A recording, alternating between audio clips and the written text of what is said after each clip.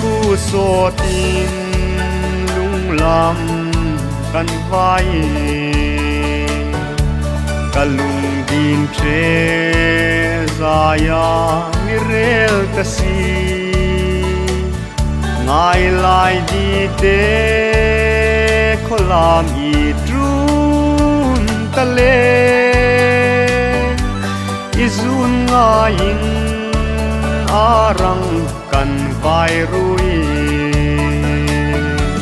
mi don pui rau kalen rul hai thai che a lui khi nu lan ring hi ir zai reng a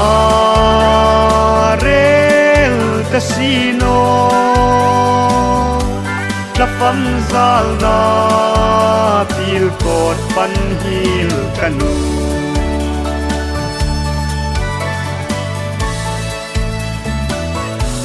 kachan to ka khunu rut reng hi kadonin lung laya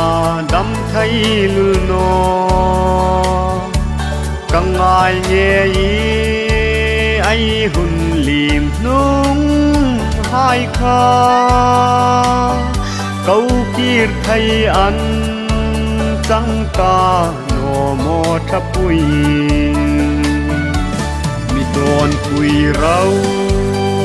kalen rul hai thai che a lui khi nu lan ring hi ir zai reng a rel casino la fam zal na pil kot pan hil kanu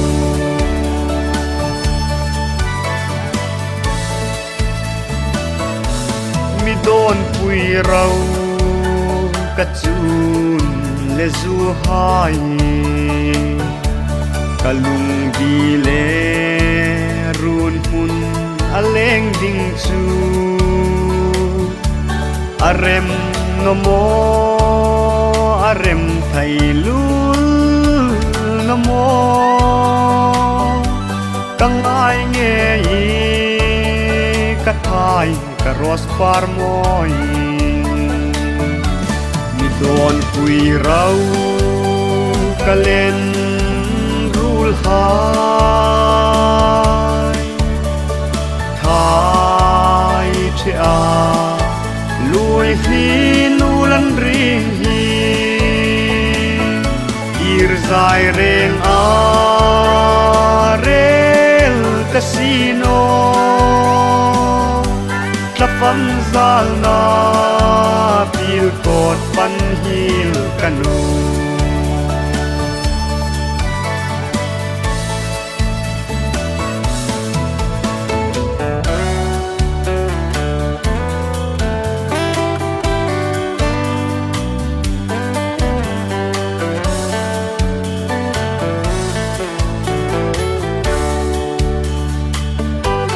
sa leng tin ko ten an leng di la kai ru zulung di zun ngai reng in di thu le kai din in lan lai donin